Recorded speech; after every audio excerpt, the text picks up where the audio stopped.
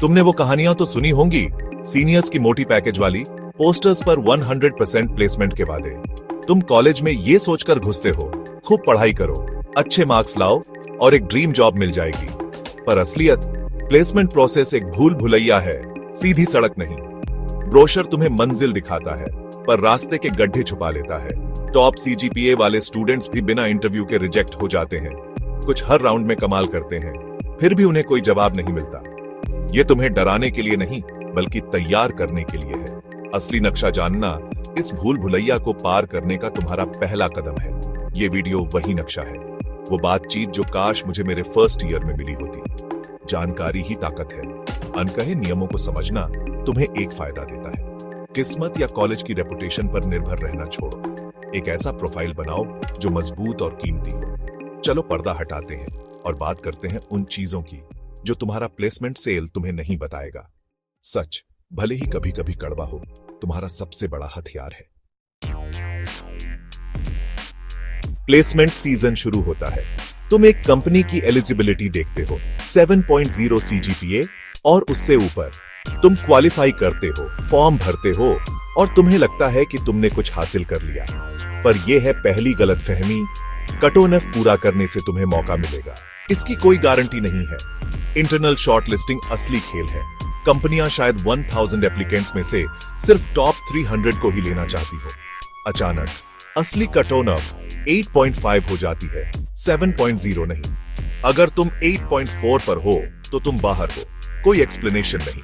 कई स्टूडेंट्स को ऐसे छिपे हुए नियमों से फिल्टर कर दिया जाता है जो उन्हें कभी दिखते ही नहीं। तुम्हारा सीजीपीए सिर्फ एक नंबर नहीं है, ये एक खामोश कंपटीशन में तुम्हारी रैंक है। सिर्फ पास होने का लक्ष्य मत रखो, ऊंचा लक्ष्य रखो। सीजीपीए सिर्फ पहला गेटकीपर है, पर यह बहुत जरूरी है। इसे जल्दी समझो और अपनी पढ़ाई के बारे में स्ट्रैटेजिक बनो। सिर्फ पास मत हो, एक्सेल करो। जो नियम तुम्हें दिखते हैं वे लागू किए जा रहे नियमों का सिर्फ एक छोटा सा हिस्सा है। प्लेसमेंट्स में जो तुम्हें नहीं पता वो तुम्हें नुकसान पहुंचा सकता है।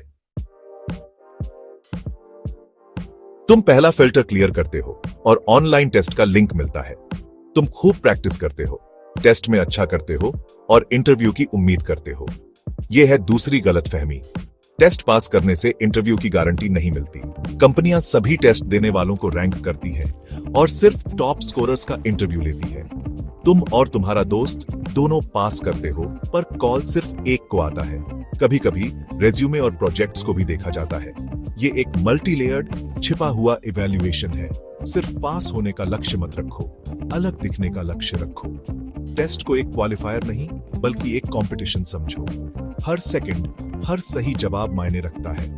दबाव में प्रैक्टिस करो, परफेक्शन का लक्ष्य रखो। तुम्हारा परफॉर्मेंस ही अगले राउंड का तुम्हारा टिकट है। सिर्फ अंदर मत जाओ, टॉप पर रहो। कंपटीशन खामोश है पर भयंकर है।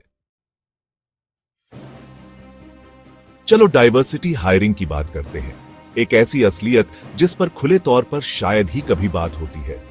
कंपनियों को जेंडर और ब्रांच का मिक्स चाहिए होता है, सिर्फ कंप्यूटर साइंस के टॉप स्कोरर नहीं।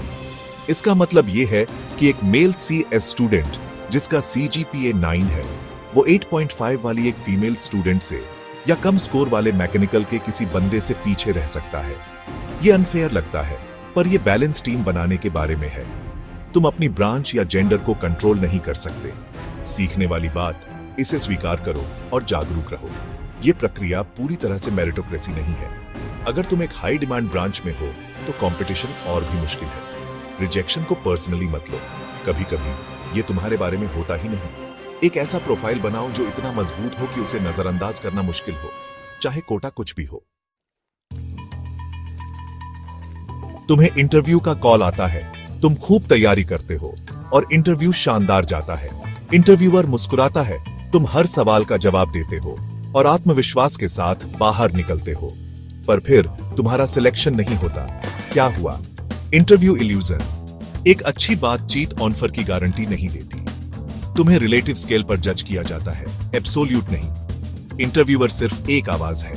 फाइनल डिसीजन पैनल करते हैं जो कई फैक्टर्स को देखते हैं। कभी कभी ये कल्चरल फिट, खास स्किल्स या यहां तक कि किस्मत के बारे में होता है। तुम्हें असली वजह कभी पता नहीं चलेगी। अपनी सेल्फ वर्थ को नतीजे से मत जोड़ो। एक शानदार इंटरव्यू के बाद रिजेक्शन असफलता नहीं है, ये बस सही फिट नहीं है। आशावादी रहो, सीखते रहो और आगे बढ़ो। हर इंटरव्यू अनुभव देता है। अटके मत रहो, अगले की तैयारी करो, तुम्हारा सफर जारी है। तुम्हारा सिलेक्शन हो जाता है, तुम्हारा नाम लिस्ट में है और सेलिब्रेशन शुरू हो जाती है। कंपनी जल्द ही ऑफर लेटर भेजने का वादा करती है तो तुम आराम करते हो, पर हफ्तों बीत जाते हैं, न लेटर न कोई जवाब। एचआर जवाब देना बंद कर देता है, प्लेसमेंट सेल को गोलमोल जवाब मिलते हैं। तुम अधर में लटके हो, दूसरों को आगे बढ़ते हुए देख रहे हो।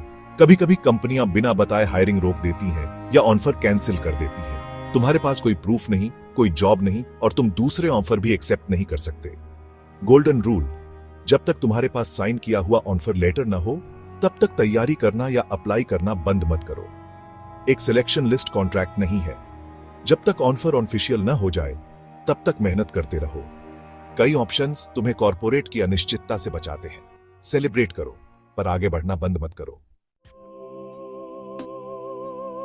सबसे बुरा सिनेरियो, तुम्हारे पास साइन किया हुआ ऑफर और ज्वाइनिंग डेट है, पर ज्वाइन करने से ठीक पहले ऑफर कैंसिल हो जाता है। तुमने अपना फ्यूचर प्लान किया था, शायद दूसरी जॉब्स भी ठुकरा दी थी और अब तुम्हारे पास कुछ नहीं है। प्लेसमेंट सीजन खत्म हो चुका है और तुम अकेले पड़ गए हो। कंपनियां बिजनेस रीजन से ऑफर कैंसिल करती हैं। मंदी, मर्जर, क्लाइंट्स का नुकसान। तुम दूर लिए गए फैसलों में कोलेटरल डैमेज हो। ज्यादातर कंपनियां मुआवजा नहीं देंगी, तुम्हें खुद ही सब कुछ संभालना होगा। जागरूक रहो कि ऐसा हो सकता है, चाहे कितना भी दुर्लभ क्यों ना हो। ऑफर मिलने के बाद भी सीखना या नेटवर्किंग करना कभी बंद मत करो। अपनी स्किल्स को तेज रखो और अपने नेटवर्क को एक्टिव रखो। अगर सबसे बुरा होता है तो लचीलापन और कनेक्शन ही तुम्हारी लाइफलाइन है। ये एक झटका है, अंत नहीं। तुम्हारा करियर एक मैराथन है। प्लेसमेंट प्रोसेस अनप्रेडिक्टेबल है, पर तुम लाचार नहीं हो। अपनी खुद की सेफ्टी नेट बनाओ। अपनी स्किल्स, अपनी सोच। पहला, असली टेक्निकल स्किल्स डेवलप करो। सिर्फ प्रॉब्लम्स सॉल्व मत करो, प्रोजेक्ट्स बनाओ। प्रोजेक्ट्स पहल दिखाते हैं और तुम्हें दूसरों से अलग करते हैं। दूसरा, कम्युनिकेशन पर काम करो। अपने आइडियाज को क्लियरली समझाओ। दोस्तों के साथ प्रैक्टिस करो। एक मजबूत रेज्यूमे तुम्हारी एक पेज की कहानी है। फीडबैक लो, उसे असरदार बनाओ। सबसे जरूरी, मानसिक लचीलापन बनाओ। रिजेक्शन होना तय है, उसे तुम्हें परिभाषित करने मत दो। झटकों से सीखो, पर अटके मत रहो। सफलता को विनम्रता से संभालो। एक सपोर्ट सिस्टम बनाओ, दोस्त, परिवार, मेंटर्स। अपनी मेंटल हेल्थ का ध्यान रखो, यह तुम्हारी फाउंडेशन है। इसे जोरदार तरीके से प्रोटेक्ट करो। असली लक्ष्य क्या है? सिर्फ कोई भी जॉब नहीं, बल्कि एक मीनिंगफुल करियर। प्लेसमेंट की दौड़ सफलता की हमारी परिभाषा को ब्रांड नामों और सैलरी तक सीमित कर देती है, पर असली मौका यह है कि तुम क्या बने हो, यह खोजो।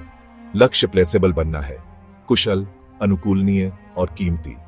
उन चीजों पर ध्यान दो जिन्हें तुम कंट्रोल कर सकते हो। सीखना, बनाना, नेटवर्किंग और एटीट्यूड। अपनी पहचान को किसी एक नतीजे से मत जोड़ो।